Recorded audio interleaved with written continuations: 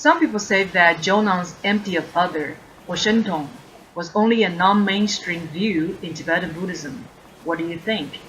The Shentong, it's the mainstream. It really is, much more, in Tibetan Buddhism, it's talked about as kind of like the breakaway tradition, the controversial viewpoint somehow. But no, it's really much more widespread than the official histories want you to believe. And then it's also much more universal in Madhyamaka, or rather in Mahayana.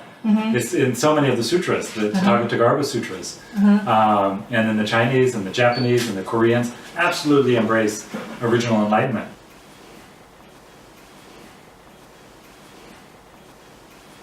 I personally started with the Chan school.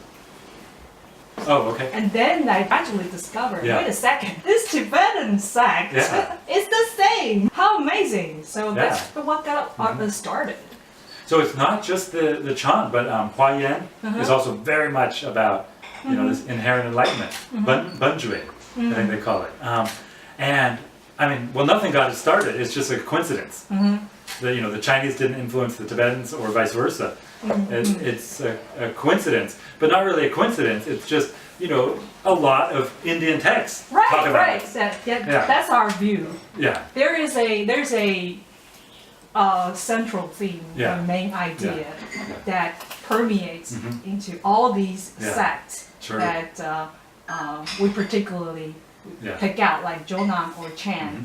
Not so much Gelug or other sects. So that's how we see the lineage based on this, you can say, philosophical idea or theory, Shinton theory. We think that's the core of Buddhism.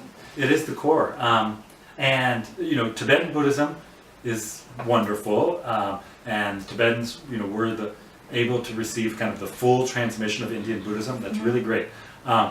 But there's a little bit of another side to the story, and that is, even though the Tibetans, yes, were able to receive the full flowering of Indian Buddhism, and they have so many more texts than the Chinese got in terms of sutras, but especially tantras and then shastras.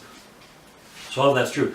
But unfortunately, the Tibetans were also strongly sort of prejudiced by some very particular viewpoints that were popular in North India in the 11th century. Especially ones that were very pro-Chandrakirti and Prasangika. Yes.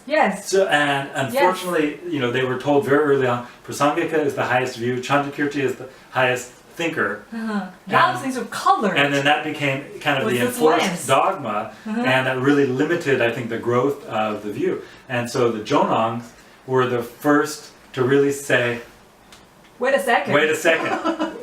Other people have been trying to break away, but they're still trying to keep one foot in both camps. No, we're going to really strongly, vociferously, stridently break away and say, there's the third turning of the wheel is the highest. To say things like that. That were really great. And so, and other people followed, but the Jonangpas have always been the ones who pushed it the furthest.